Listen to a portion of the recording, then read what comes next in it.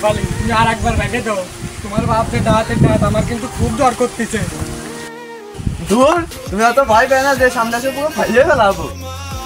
চলো তালি মনের ভেতরে